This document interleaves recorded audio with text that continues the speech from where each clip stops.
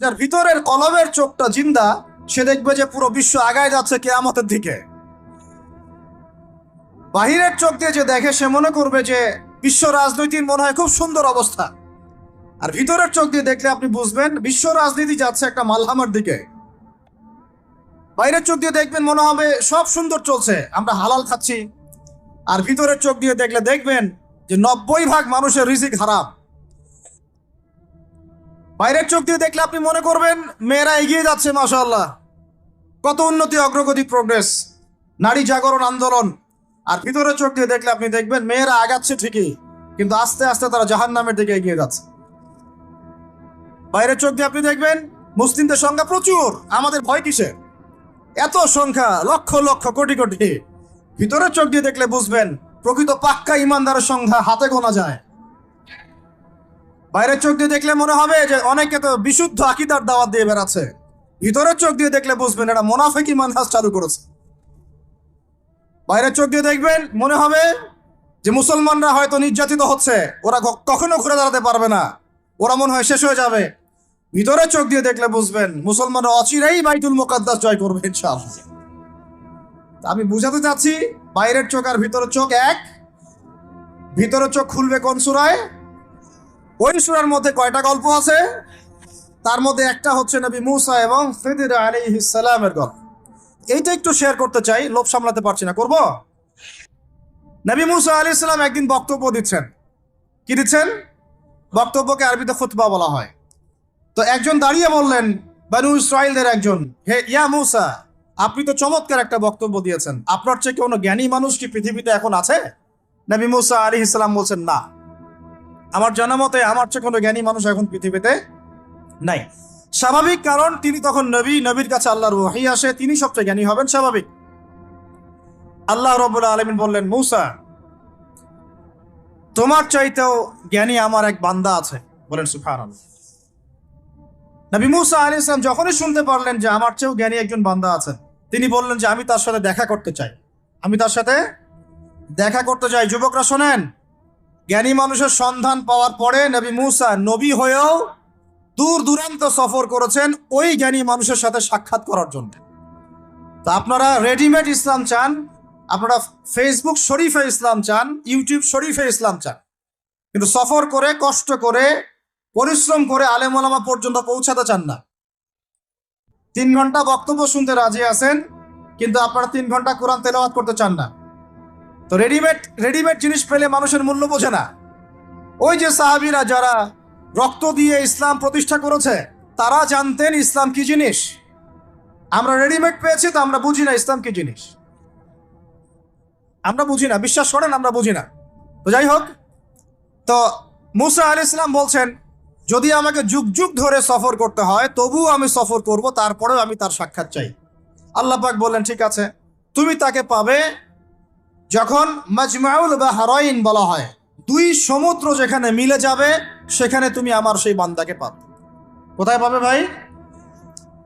2 সমুদ্র যেখানে মিলে যাবে সেখানে পাবে। এখানে আপনি ভৌগোলিকভাবে আর ব্যাখ্যা নিতে পারেন, আধ্যাত্মিকভাবেও নিতে পারেন। 2 সমুদ্র বলতে হয়তো বা ভৌগোলিকভাবে বোঝানো হতে পারে, অথবা আধ্যাত্মিকত্বও বোঝানো হতে পারে, যে বস্তুবাদী জ্ঞান এবং মারিফতের জ্ঞান যেখানে মিলে যাবে সেখানে। আল্লাহু আ'লাম, আল্লাহ ভালো জানেন। তো নবী মূসা আলাইহিস সালাম তার একজন সঙ্গীকে নিলেন, সেই সঙ্গী একজন যুবক। তরুণরা ভালো করে শোনেন, তরুণদের ত্যাগেই ইসলাম দাঁড়িয়ে আছে, আলহামদুলিল্লাহ। এই তরুণরা যদি এই স্মার্টফোন, এই পাবজি, এই ফ্রি ফায়ার, এই মেয়ের প্রতি আসক্তি, ফ্রি মিক্সিং, এই মাদক, এগুলো ছেড়ে দিতে পারে, দিয়ে নামাজি হয়, কোরআনওয়ালা হয়, ওলামায়ে কেরামের সাথে পরামর্শ করে চলে, উম্মার জামার মধ্যে থাকে, একটা ইমারার মধ্যে থাকে, ইনশাআল্লাহ আল্লাহর জমিনে আল্লাহর দ্বীনের একামত কেউ ঠেকাতে পারবে না ইনশাআল্লাহ। দুঃখজনক হচ্ছে আপনারা সেখানে নাই, কিন্তু আপনারা আবেগে আছেন, আবেগ প্রদর্শন করছেন, বিবেক দিয়ে চিন্তা করছেন না, সমালোচনা বেশি করছেন, নিজে কোনো কাজ করছেন না, লেখালেখি করছেন, অনলাইনে বসে আছেন, সমালোচনা করছেন, শেয়ার দিচ্ছেন, লাইক দিচ্ছেন, কিন্তু আপনি আয়নার সামনে দাঁড়ায় চিন্তা করবেন, নিজেকে প্রশ্ন করবেন, এই উম্মার পিছনে আমার কি অবদান? এই উম্মাকে বিজয় করার পিছনে আমার অবদানটা কি? এই দেশকে উন্নতিতে নিয়ে যাওয়ার জন্য আমার অবদানটা কি? আমি আজ পর্যন্ত কি করেছি? দেখবেন জিরো, রেজাল্ট কি? জিরো। এই কাপুরুষ প্রজন্ম দিয়ে দিন কায়েম হবে না। মুখে কথা বলা অনেক সহজ, এরকম চেয়ারে বসে দুটো লেকচার দেওয়া কঠিন। মুখে বলা অনেক সহজ, একটা কনস্ট্রাকটিভ বই লেখা কঠিন। মুখে বলা অনেক সহজ, সাহসিকতার সাথে সমাজে নেমে জাহিলিয়াত দূর করা অনেক কঠিন। তো এই কঠিন কাজগুলো যখন আপনারা দায়িত্ব কাঁধে নেবেন, উম্মার বিজয় হয়ে যাবে ইনশাআল্লাহ। আল্লাহ পাক আমাদের কবুল করেন, আমিন। যুবক একজনকে সাথে নিয়ে নবী মুসা আলাইহিস সালাম হাঁটছেন। এই ব্যক্তির নামও বলে দিই, তার নাম হচ্ছে ইউশা বিন নুন। কি নাম? তিনি পরবর্তীতে নবী হয়েছিলেন এবং তার পরবর্তীতে এই যে তালুত নাম শুনেছেন, যাকে সেনাপতি করা হয়েছিল, মনে আছে? ভুলে গেছেন, আপনারা পড়েন নাই মনে হয়, সূরা বাকারার শেষের দিকে আছে। ওই তালুতের নেতৃত্বেই তো বাইতুল মুকাদ্দাস জয় হলো, বনু ইসরাইল সেখানে ঢুকলো এবং তখন সূর্য ডুবে যাচ্ছিল। তিনি দোয়া করছিলেন, আল্লাহ সূর্যটাকে থামিয়ে দাও। আল্লাহ পাক বাইতুল মুকাদ্দাস বিজয়ের স্বার্থে সূর্যকে থামিয়ে দিলেন। সুবহানাল্লাহ। মহাবিশ্বে সূর্যের ঘূর্ণন থেমেছে একবার, মহাবিশ্বে সূর্যের ঘূর্ণন আল্লাহ থামিয়ে দিয়েছেন। কোরআন সাক্ষী আছে, হাদিস সাক্ষী আছে। আবার অচিরেই নবী সাল্লাল্লাহু আলাইহি ওয়াসাল্লাম বলেছেন, দাজ্জাল যখন আসবে, ওর শাসন যখন শুরু হবে, 40 দিনের প্রথম দিনটা হবে 1 বছরের সমান। এখন 1 বছরের সমান একদিন কিভাবে হতে পারে, এটা আপনারা ভাববেন যারা অ্যাস্ট্রোফিজিক্স পড়েন, যারা ফিজিক্স নিয়ে পড়েন, যারা অ্যাস্ট্রোনমি নিয়ে ঘাটাঘাটি করেন, আপনারা এটা তদন্ত করে দেখেন কিভাবে একটা বছর একদিনের সমান হতে পারে। একদিন 1 বছর সমান কেমন করে হতে পারে? তারপরের দিন হবে 1 মাসের সমান, তারপরের দিন হবে 1 সপ্তাহের সমান, তারপরের দিনগুলো হবে আমাদের দিনের মতো। তার মানে মহাবিশ্বে কিছু একটা হতে পারে, আল্লাহ ভালো জানেন। তো ওইদিকে আমরা যাচ্ছি না। এখন নবী মুসা আলাইহিস সালাম হাঁটতে শুরু করলেন। চলতে চলতে চলতে তিনি ওই মাজমাউল বাহরাইনের কাছে পৌঁছে গেলেন। আল্লাহর পক্ষ থেকে নির্দেশ ছিল, তোমার থলির মধ্যে একটা মাছ নাও। যেই মাছটা যখন লাফ দিয়ে জীবিত হয়ে যাবে এবং সমুদ্রে লাফ দিয়ে ফেলবে, তখনই তুমি তার দেখা পাবে। একটা মৃত মাছ তিনি নিলেন, হাঁটা শুরু করলেন। যোজন যোজন দূর চলতেই থাকলেন, হাঁটতেই থাকলেন। এক পর্যায়ে একটা পাথরের হেলান দিয়ে রেস্ট নিচ্ছেন, বিশ্রাম করছেন। বিশ্রাম করতে গিয়ে তিনি তার সঙ্গীকে বলছেন, আচ্ছা, যে নাস্তা নিয়ে আসছিলাম সেটা নিয়ে আসো দেখি। তখন তিনি বলছেন, আমি তো আপনাকে বলতে ভুলে গিয়েছি, ওই মাছ তো জীবিত হয়ে চলে গেছে সমুদ্রের মধ্যে। তখন মুসা আলাইহিস সালাম বলেন, আরে আমাকে এতদিন বলোনি কেন, এতক্ষণ বলো নাই কেন? ওইটাই তো সেই জায়গা যেখানে আমি তাকে পাবো। তারা আবার ব্যাক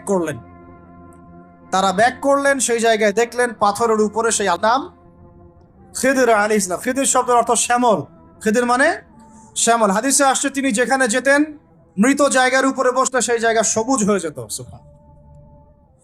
তো খিদির মানে শ্যামল, সবুজ, আলাইহিস সালাম। এখন তিনি পাথরের উপরে বসে আছেন। নবী মুসা আলাইহিস সালাম গিয়ে সালাম দিলেন, বললেন, আসসালামু আলাইকুম ওয়া রাহমাতুল্লাহ। তখন তিনি বলছেন, ওয়া আলাইকুম আসসালাম ওয়া রাহমাতুল্লাহি ওয়া বারাকাতুহু। তো মুসা আলাইহিস সালাম বলছেন, আমি মুসা। তখন খিদির আলাইহিস সালাম বলছেন, তুমি কি বনু ইসরাইলের মুসা? তুমি কি বনু ইসরাইলের মুসা? মানে বুঝাতে চাচ্ছি, খিদির আলাইহিস সালাম বনু ইসরাইলদের কেউ নন। পৃথিবীর সবচেয়ে জ্ঞানী মানুষ বনু ইসরাইলদের মধ্যে নন, তিনি বনু ইসরাইলের বাইরে কেউ একজন। তাই এখনকার যে স্টেট অফ ইসরায়েল দাবি করে যে তারা হচ্ছে ইহুদি এবং তারা বনু ইসরাইল, তারাই পৃথিবীর সবচেয়ে এলিট সোসাইটি, বাকি সবাই তেলাপোকা, ওদের এই দলিল, এই কথার উল্টা দিকে কোরআন কথা বলেছে যে খিদির বনু ইসরাইলের কেউ ছিল না। তো পৃথিবীর সবচেয়ে সেরা মানুষ, জ্ঞানী মানুষকে খুঁজতে হলে নবী মুহাম্মদ সাল্লাল্লাহু আলাইহি ওয়াসাল্লামের উম্মতে আসতে হবে। কথা বুঝতে পারছেন? পরতে পরতে দলিল আছে, একটু ঠান্ডা মাথায় গভীরভাবে ভাবার চেষ্টা করতে হবে। তো এখন খিদির আলাইহিস সালামকে নবী মুসা আলাইহিস সালাম বলছেন যে, হাল আদুল্লুকা আলা আন তুআল্লিমানি মিম্মা উল্লিমতা রুশদা। আমি শুনেছি আল্লাহ আমাকে বলেছেন যে আপনি পৃথিবীর সবচেয়ে জ্ঞানী মানুষ, তাহলে আমি কি আপনার সাথে সঙ্গী হতে পারি, সফর করতে পারি, যে আপনাকে আল্লাহ পাক যে জ্ঞান শিক্ষা দিয়েছেন আপনি আমাকেও শেখাবেন? এটা হলো স্টুডেন্টের একটা আর্তনাদ। ছাত্র হিসেবে তিনি বলছেন, আমি কি আপনার সঙ্গী হতে পারি? আল্লাহ আপনাকে যে জ্ঞান শিখিয়েছেন আমাকেও শিখাবেন। দেখেন, একজন নবী কথা বলছেন। আর আমাদের তো মাশাআল্লাহ, ওই যে বললাম, জ্ঞান শেখার কোনো ফিকির নাই। 6 মাসের একটা কোর্স করতে পারি না। কোরআন তেলাওয়াত শিখবো, 3 মাসের কোর্স করতে পারি না। 3 ঘন্টা ওয়াজ শুনতে রাজি, 3 ঘন্টা আমরা বই পড়তে পারি না। তো এই প্রজন্মটা দিয়ে হবে না ভাই। আমি আপনাদেরকে পরিবর্তন করতে চাই, আল্লাহ পাক যেন কবুল করেন, তৌফিক দান করেন। এখন খিদির আলাইহিস সালাম বলছেন, ইন্নাকা লান তাসতাতিআ মাইয়া সাবরা। টিচারের কি কথা, কি দূরদর্শিতা! টিচার বলছেন যে তুমি তো আমার সাথে সবর করতে পারবে না। সঙ্গী হওয়ার আগেই কথা বলা শেষ। আপনি এসে আমাকে বলছেন, ভাই আপনার সাথে কি সফর করতে পারি, একটু এলেম শেখাবেন, আর আমি বলছি আপনি তো সফর করতে পারবেন না। তো কি পরিমাণ জ্ঞান গভীরতা দূরদর্শিতা থাকলে, ভবিষ্যৎ সম্পর্কে দূরদর্শিতা থাকলে তিনি আগেই বলতে পারেন যে আপনি সফর করতে পারবেন না।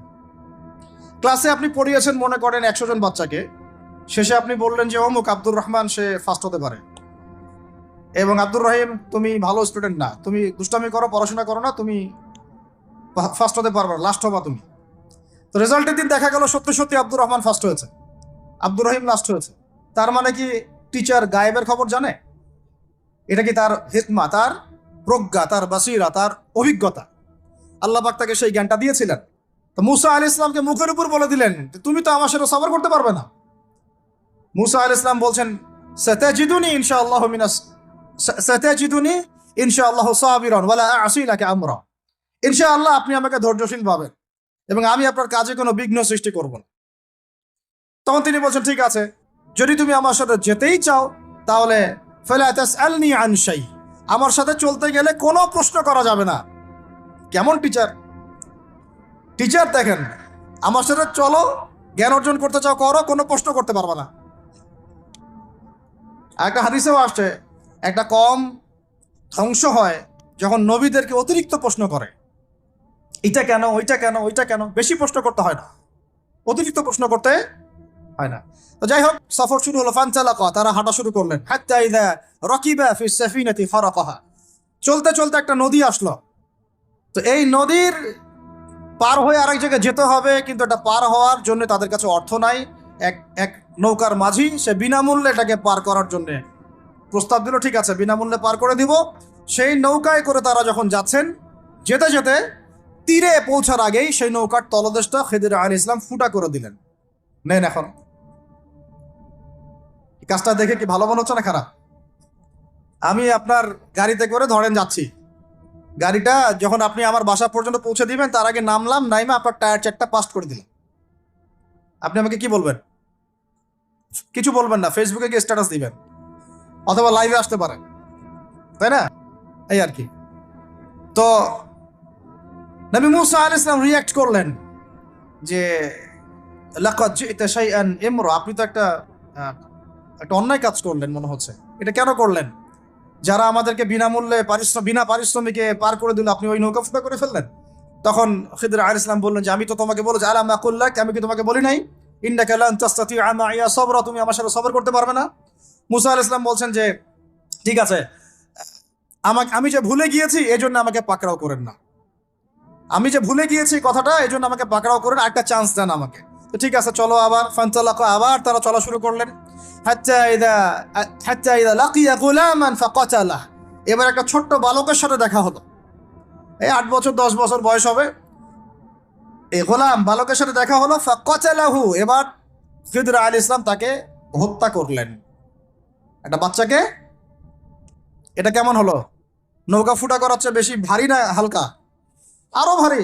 মুসা আলাইহিস সালাম বলছেন লাকাদ জি'তা শাইআন নুকরা, আপনি তো এবার জঘন্য একটা কাজ করলেন, আপনি তো পুরো একটা নিষ্পাপ বাচ্চাকে হত্যা করে ফেললেন।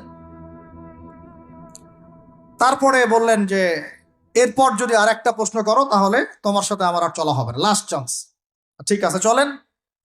এবার চলতে চলতে ফানতালাকা হাত্তা ইযা আতায়া আহলা ক্বরিয়াতিন ইসতাতআমা আহলাহা ফাআবাউ আন ইউদাইফুহুমা, কোরআনে আসছে একটা করিয়া মানে একটা গ্রামের মধ্যে তারা ঢুকলেন।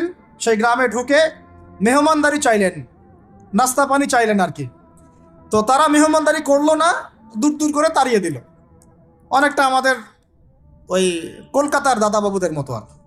জিজ্ঞাসা করো যে খেয়ে আসছেন না খেয়ে যাবেন, এটা আমাদের আস্তে আস্তে আমাদের মধ্যে ছড়ায় পড়তেছে আর কি। মেহমান আসলে বিরক্ত হয়, কবে যাবে সেই ফিকির করে। তো এরা মেহমানদারি করলো না, উল্টা তাকে তাড়িয়ে দিল।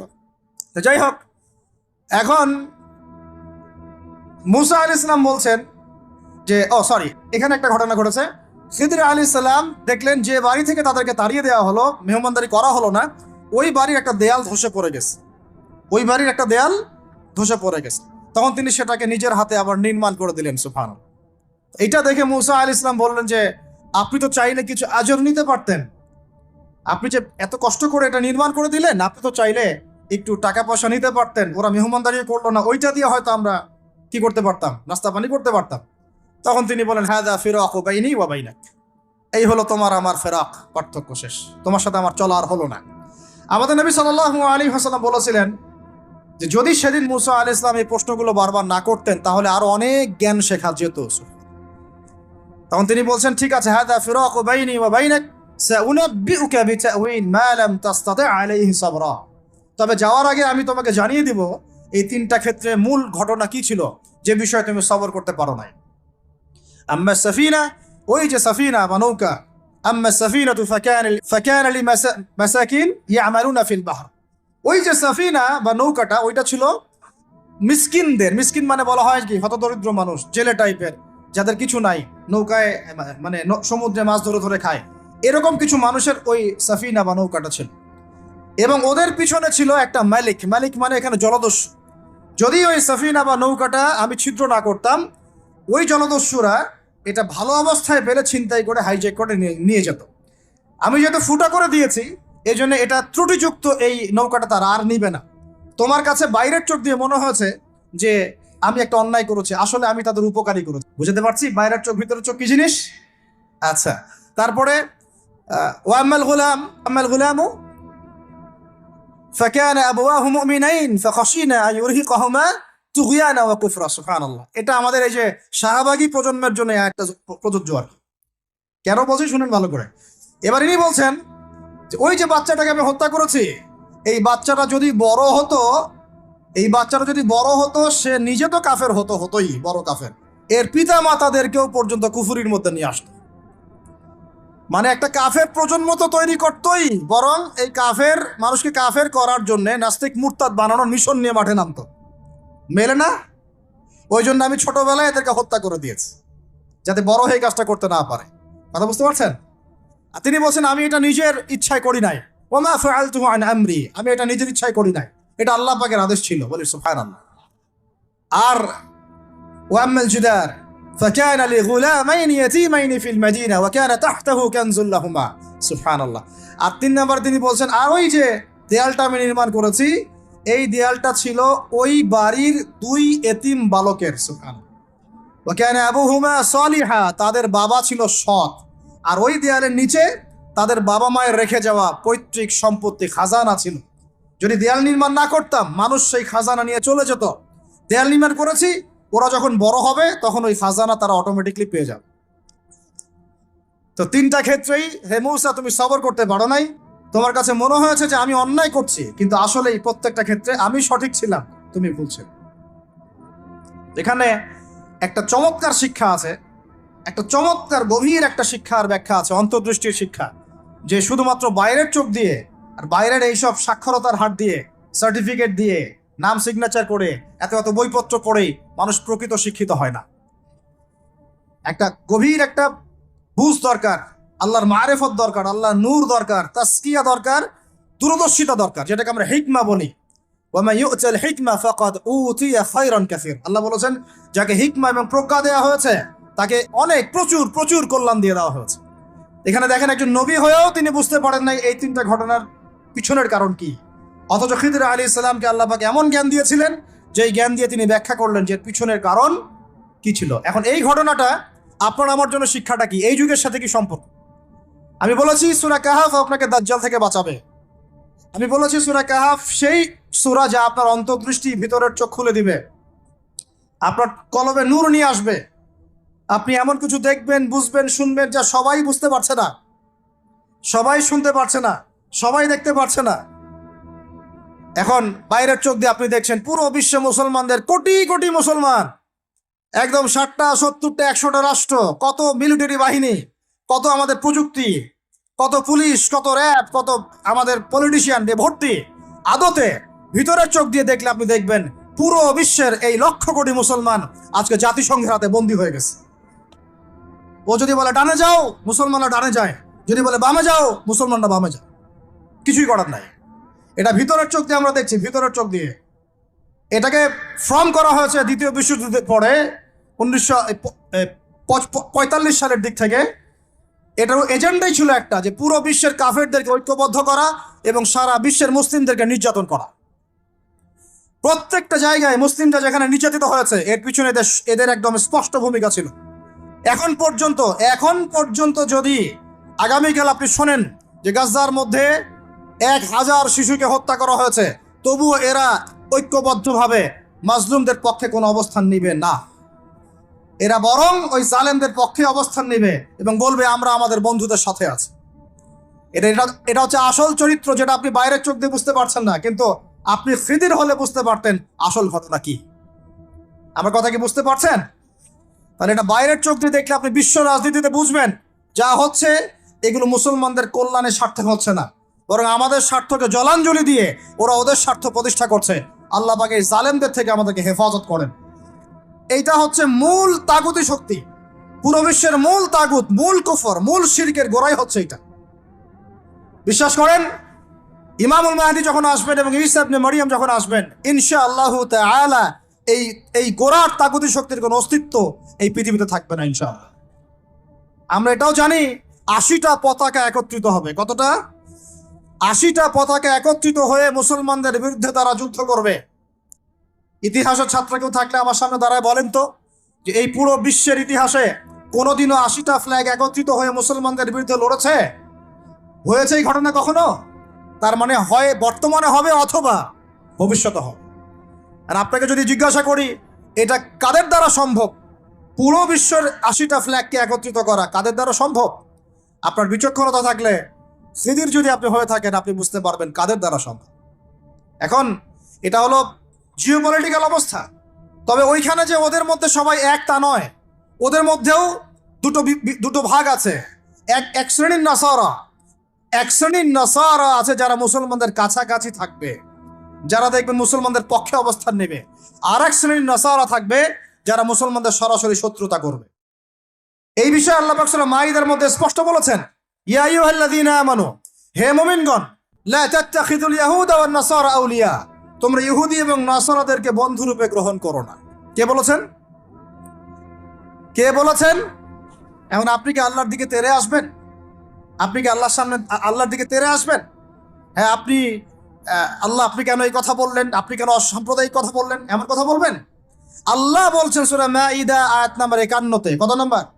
আল্লাহ বলছেন, ইয়া আইয়ুহাল্লাযীনা আমানু, হে মুমিনগণ, তোমরা যদি মুমিন হয়ে থাকো, লা তাত্তাখিযুল ইয়াহুদা ওয়ান নাসারা আউলিয়া, ইহুদি এবং নাসারাদেরকে বন্ধুরূপে গ্রহণ করো। এখন কি আল্লাহ পাক সব ইহুদিকেই বলছেন, সব ইহুদি সব নাসারাকেই বলছেন, সব খ্রিস্টানকে বলছেন? উত্তর না। কাদেরকে বলছেন? বা'দুহুম আউলিয়াউ বা'দ। ইহুদি নাসারার মধ্যে যারা একে অপরের বন্ধু, ইহুদি নাসারাদের মধ্যে যারা একে অপরের বন্ধু, আল্লাহ পাক তাদেরকে আমাদেরকে বন্ধুরূপে গ্রহণ করতে নিষেধ করেছেন। কেন? আল্লাহ পাক বলেছেন, ওয়া মান ইয়াতাওয়াল্লাহুম মিনকুম ফাইন্নাহু মিনহুম, তোমাদের মধ্যে কেউ যদি ওদের দিকে চলে যায়, ওদের দিকে মুখ ফিরায়, ওদের সাথে বন্ধুত্ব করে, অ্যালায়েন্স করে, তাহলে সে এই উম্মার কেউ না, সে তাদের অন্তর্ভুক্ত হয়ে যাবে। নাউযুবিল্লাহ। এখন আপনি বলেন তো, সারা বিশ্বের ইহুদি এবং খ্রিস্টানরা কি একসাথে আছে? না, ওদের মধ্যে কিন্তু বিভক্তি আছে, আছে না? ওদের মধ্যে বিভক্তি আছে।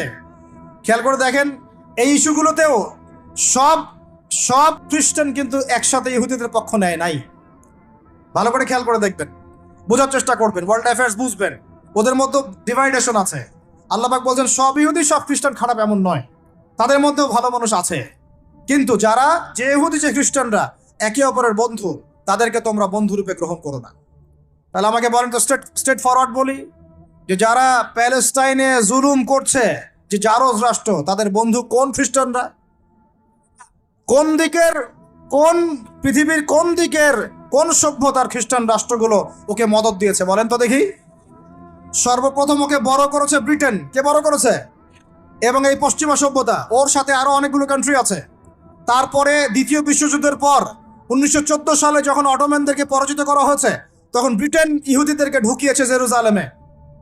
তারপরে পেলে বড় করেছে। তারপর যখন ওরা একটু শক্তিশালী হয়ে গেছে, তখন ব্রিটেনের রোল শেষ। দ্বিতীয় বিশ্বযুদ্ধের পর সে দায়িত্ব চাপিয়ে দিয়েছে আমেরিকার হাতে।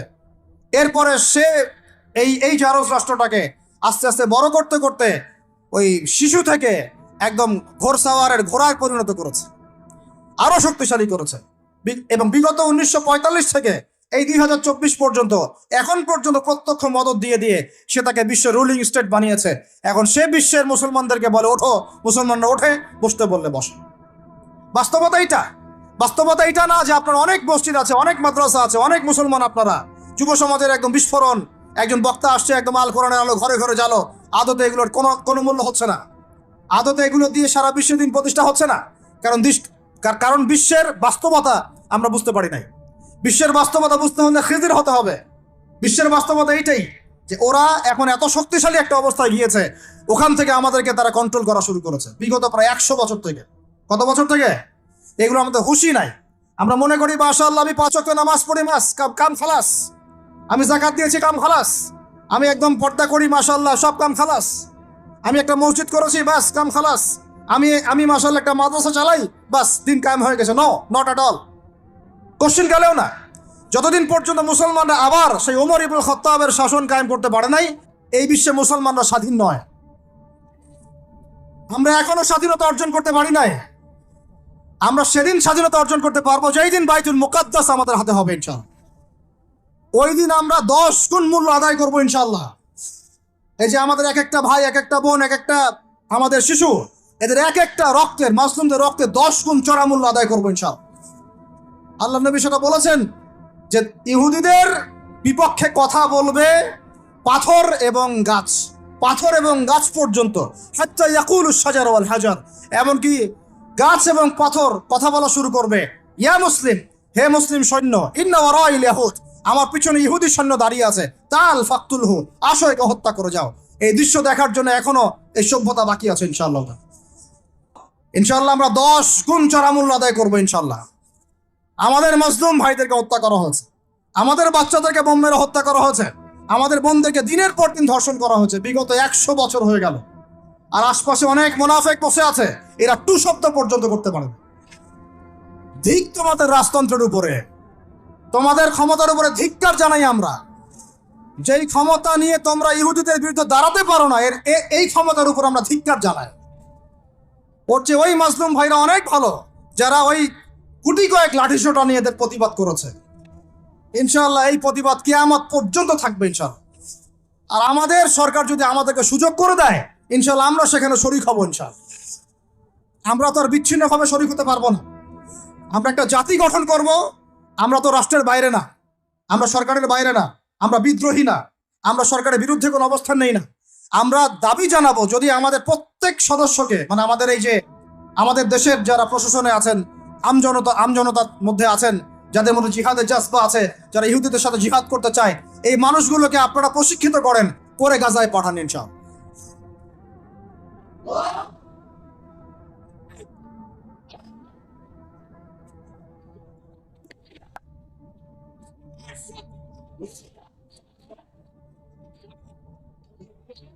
আমি এখানে গরম গরম বক্তব্য দিতে আসি নাই।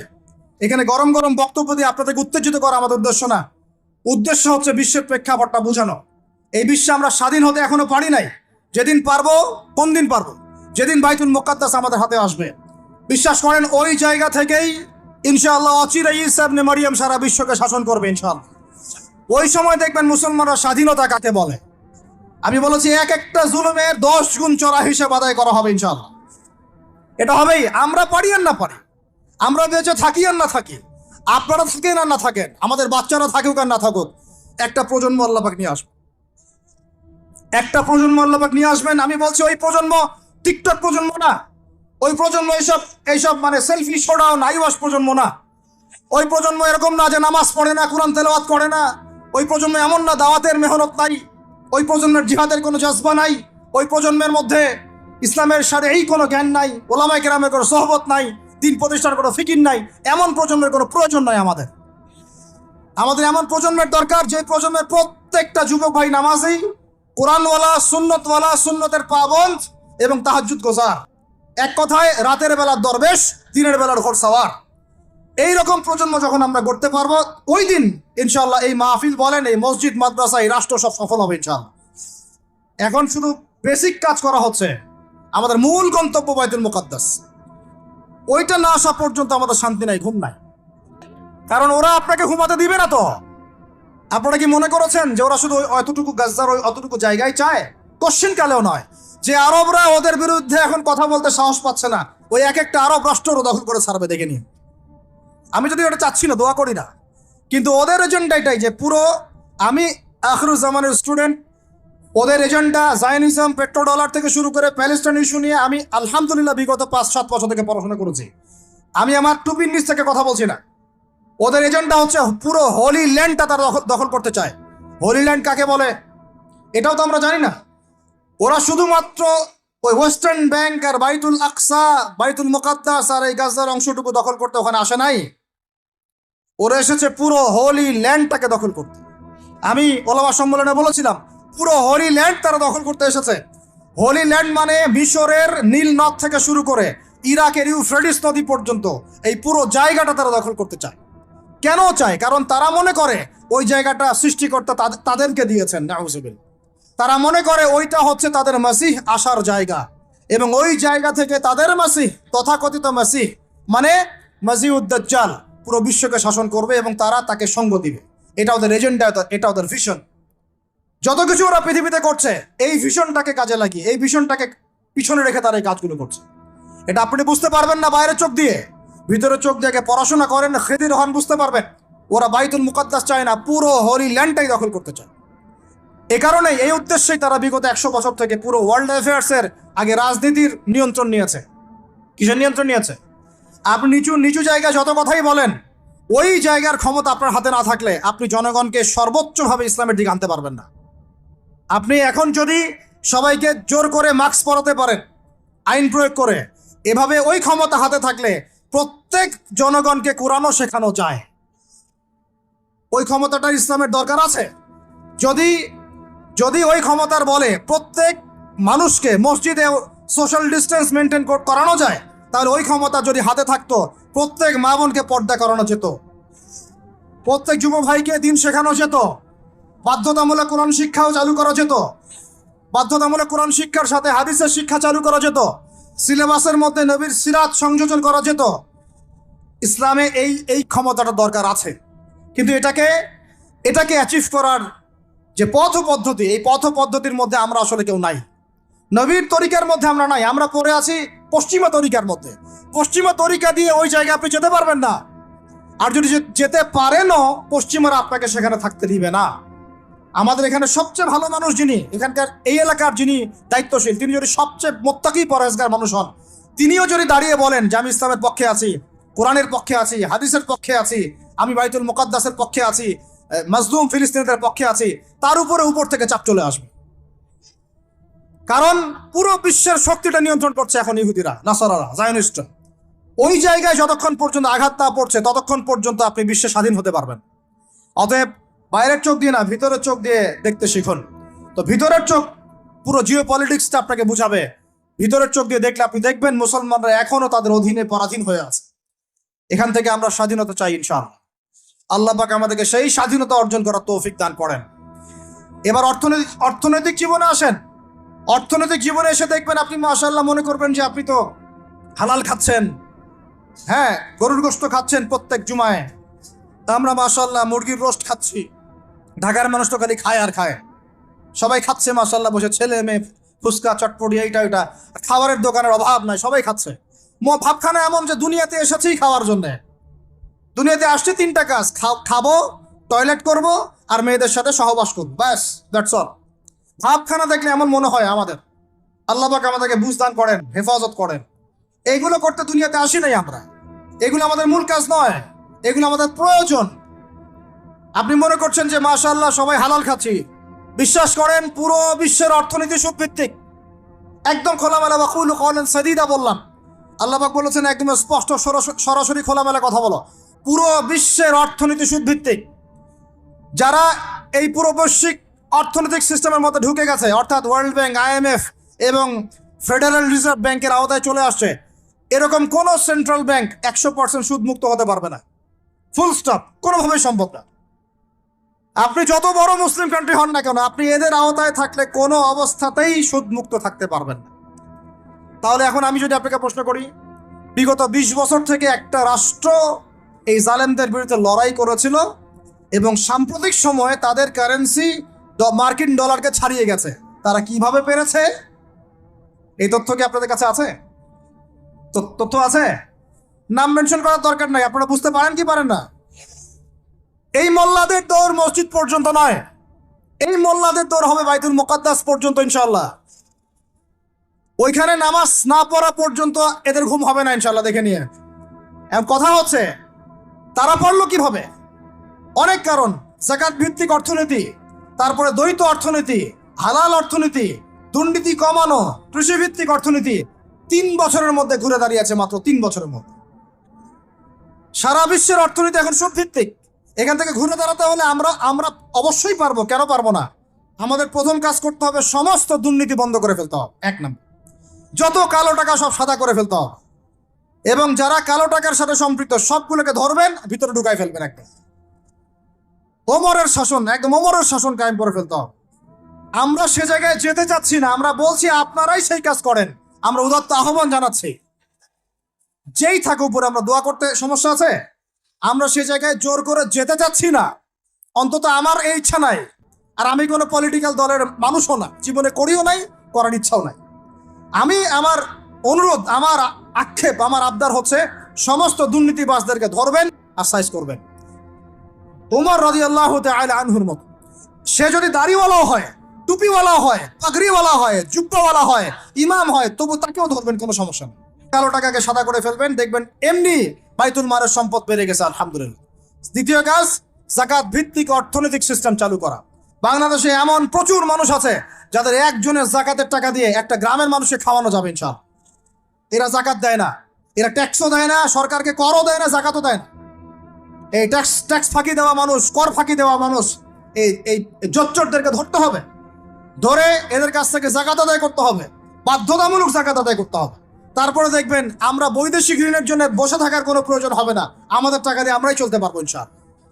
3 নম্বর হচ্ছে দ্বৈত অর্থনীতি। ওরা কিন্তু একটা কারেন্সি চালায় নাই, একাধিক কারেন্সি চালিয়েছে। এটা অর্থনীতিবিদ যারা তারা বুঝবেন। একটা কারেন্সির অনেক দুর্বলতাও আছে, এগুলো নিয়ে আমি খোলামেলা কথা এই মাহফিল স্টেজে বলতে পারবো না। বসতে চাইলে বসেন আমার সাথে, অর্থনীতি নিয়ে বসতে চাইলে আমার সাথে বসেন, আমরা আলোচনা করি, কথা বলেন, আমাদেরকে মূল্যায়ন করেন, কথা শোনেন। ইউসুফ আলাইহিস সালাম বলেছিল না যে আমি বিশ্বস্ত, আমাকে দায়িত্ব দেন? আমি বলতে চাই আমি বিশ্বস্ত, আমাকে দায়িত্ব দেন। আমাকে 5 বছর সময় দেন, পুরো দেশের শিক্ষা সিস্টেম চেঞ্জ করে দেবো ইনশাআল্লাহ। প্লে গ্রুপ থেকে প্লে গ্রুপ থেকে নিয়ে মাস্টার্স পর্যন্ত এমন শিক্ষানীতি প্রণয়ন করা সম্ভব যে আমাদের বাচ্চারা একদম প্লে থেকে মাস্টার্স পর্যন্ত বাংলা, ইংরেজি, অঙ্ক এবং জেনারেল সাবজেক্টগুলোর সাথে কোরআন হাদিসের একটা অপূর্ব সমন্বয়ে পড়াশোনা করবে ইনশাআল্লাহ। একা করে দিতে পারবো ইনশাআল্লাহ তাআলা। আমাকে এরকম 100 জন শিক্ষাবিদ দেন, 100 জন আলেম ওলামা দেন, একটা প্যানেল করে দেন, পুরো দেশের শিক্ষা চেঞ্জ করে দেওয়া যাবে ইনশাআল্লাহ। যাদেরকে রেখেছেন এদের মাথায় গোবর আছে, যাদেরকে রেখেছেন এদের মাথায় টাটকা গোবর আছে। বইপত্রগুলোর অবস্থা দেখেছেন? বইপত্রগুলো ঘাটাঘাটি করেছেন? সমকামিতা প্রমোট করছে আমাদের দেশের মধ্যে, ট্রান্সজেন্ডার প্রমোট করছে আমাদের দেশের মধ্যে, আমাদের বাচ্চা কাচ্চা, কচি কাঁচা বাচ্চাদেরকে শারীরিক শিক্ষার নামে যৌন শিক্ষা দিচ্ছে। এগুলো আমাদের মুসলমানদের শিক্ষা? এটা চলতে থাকলে দেখবেন অচিরেই কোনো মানুষ বাচ্চাদেরকে স্কুলে পাঠাবে না, এটা অরুচি ধরে যাবে। তখন কি হবে? কোটি কোটি স্কুল, কলেজ, বিশ্ববিদ্যালয়ে খা খা করে পড়ে থাকবে, কেউ পাঠাবে না ওখানে। তখন মাদ্রাসা থেকে মানুষ ঢুকবে আরো বেশি। আমি তো চাই, আমি তো দাবি জানাই উপরের লেভেল থেকে এমন একটা শিক্ষা ব্যবস্থা প্রণয়ন করা হোক যাতে আমার মাদ্রাসা গড়ার প্রয়োজনই না হয়। ওই সিস্টেম রাষ্ট্রীয়ভাবেই পড়ানো হবে ইনশাআল্লাহ। আপনি মালয়েশিয়ার দিকে তাকিয়ে দেখেন, আপনি এই যে ওয়েস্টার্ন কান্ট্রির মধ্যে অনেক কান্ট্রি আছে, অস্ট্রেলিয়ার মতো জায়গাতে আছে, ব্রিটেনের মতো জায়গাতে আছে, কোনো কোনো ক্ষেত্রে আপনি লেবাননকে দেখেন, ইয়েমেনকে দেখেন, জর্ডানকে দেখেন, কাতারকে দেখেন, সৌদি আরবিয়াকে দেখেন, অনেক কান্ট্রি আছে। ভালো কাজের তো প্রশংসা করতে দোষ নাই, দোষ আছে? এমনকি অনেক পশ্চিমা কান্ট্রিতেও একদম উপর লেভেল থেকে ইসলামিক সিলেবাস প্রণয়ন করা হয়েছে। তার মানে এমন না যে তারা সায়েন্সকে গুরুত্ব দেয় নাই, ম্যাথকে গুরুত্ব দেয় নাই, ফিজিক্স পড়ায় নাই, অ্যাস্ট্রোফিজিক্স পড়ায় নাই, ইকোনমিক্স পড়ায় নাই, বিষয়টা এমন না। তারা ফিলসফি পর্যন্ত পড়িয়েছে। ঘাটাঘাটি করেন, অনলাইনে সব মজুদ আছে। এমন শিক্ষানীতি প্রণয়ন করা সম্ভব, একদম প্লে থেকে নিয়ে মাস্টার্স পর্যন্ত। আমার ছেলে ইমামতিও করবে, এদিকে বিমানও উড়াবে ইনশাআল্লাহ। আমার মেয়ে ডাক্তারও হবে, এদিকে দেখবেন হাফেজাও হবে ইনশাআল্লাহ। একজন মুফতি সাহেব তিনি ফতোয়াও দিবেন, একই সাথে বিশ্ব অর্থনীতি সম্পর্কেও জানবেন ইনশাআল্লাহ। একজন আর্মি অফিসার তিনি যেমন সামরিক ক্ষেত্রে লিডার হবেন, তেমনি দেখবেন ফিকহের কিতাব মোতালা করে ফতোয়া দিতে পারছেন ইনশাআল্লাহ। এই যুগটা এটা কোনো মানে স্বপ্নের যুগ নয়, এই যুগটা ছিল এক সময়। বেশি দিন দূরে যেতে হবে না, আপনি 200, 300, 400 বছর পিছনে যান, দেখবেন মুসলমানরা এমন সোনালী যুগ পার করে আসছে। অতএব এগুলো কোনো গাল গল্প করছি না আমি, এগুলো বাস্তবে রূপান্তরিত করা অবশ্যই সম্ভব, বারহাক সম্ভব, যদি এরকম কিছু মানুষের মধ্যে উদ্দীপনা থাকে, একটা সৎ সাহস থাকে, আমাদের উপর থেকে যদি একটা সহযোগিতা আসে এবং আমাদের মতো যারা ইয়াং তাদেরকে যদি মূল্যায়ন করা হয়, ইনশাল্লাহ দেখবেন বাংলার জমিন পরিবর্তন হয়ে গেছে। এই পরিবর্তন হলে দেশের জন্য কোনো খারাপের কিছু নাই, রাষ্ট্র পিছিয়ে যাবে না, রাষ্ট্র আরো এগিয়ে যাবে ইনশাআল্লাহ তাআলা। আরো ব্যাপার আছে, আপনি মালয়েশিয়ার একটা ক্লাস 10-এর বাচ্চার দিকে তাকান। ক্লাস 10-এর একটা বাচ্চা কোনোদিন মাদ্রাসায় যাই নাই, স্কুলে পড়েছে, কিন্ডারগার্টেনে পড়েছে, রাষ্ট্রীয় সিলেবাসে পড়েছে, মাত্র 10 থেকে 12 বছর পড়াশোনা করে ও এখন এদিকে এসএসসি এইচএসসি লেভেলেও চলে গেছে, ও লেভেল এ লেভেল পরীক্ষা দিয়েছে, এদিকে সে ইমামতি করার যোগ্যতা অর্জন করেছে। এখন আমাকে বলেন ওই রাষ্ট্রটা কি পিছিয়ে গেছে? অতএব এই শিক্ষার দিকে অনেক মনোযোগ হতে হবে আমাদের সবাইকে, আল্লাহ পাক তৌফিক দান করেন। আমরা যদি এখন এগুলোর বিরুদ্ধে গঠনমূলক কথা না বলি, গঠনমূলক প্রতিবাদ না করি এবং আমাদের রাষ্ট্রপ্রধানদেরকে না বুঝাই, তাহলে অনেক দেরি হয়ে যাবে। আজকে থেকে 20 বছর আগে ইহুদি খ্রিস্টানরা পরিকল্পনা করেছিল এই টিকটক প্রজন্ম গড়ে তোলার জন্য, তারা আজকে সফল হয়েছে। এখন আমরা যদি এখন চুপ করে থাকি, আগামী 20 বছর পর আপনি দেখবেন আরেকটা প্রজন্ম আসছে, এরা মানুষকে সালাম পর্যন্ত দিবেন। দেখে নিয়েন আপনি, 20 বছর লাগবে না, 5টা বছর যাক, তারপর দেখেন কি হয়। আল্লাহ, এরা কি এখন বাসায় ঢুকে বাবা মাকে সালাম দেয়? কারণ কোন প্রতিষ্ঠান ওকে সালাম দেওয়া শিখায় নাই, স্কুলে না, কলেজে না, কোথাও সে সালাম দেওয়া শিখছে না। আসসালামু আলাইকুম ওয়া রাহমাতুল্লাহি ওয়া বারাকাতুহু বিশুদ্ধ করে বলতে পারছেন, বিশুদ্ধ করে বলতে হবে না? অর্থ আছে না, এর একটা তাসবির আছে না? এগুলো তো আমরা গুরুত্ব দিচ্ছি না। এমন প্রজন্ম গড়ে উঠেছে অলরেডি যারা এখন পিতা মাতাকে সালাম দেয় না, পিতার সাথে ঝগড়া করে, মায়ের সাথে, মায়ের গায়ে হাত তুলে, সম্পত্তির জন্য মাকে হত্যা করে, সম্পত্তির জন্য বাবার গায়ে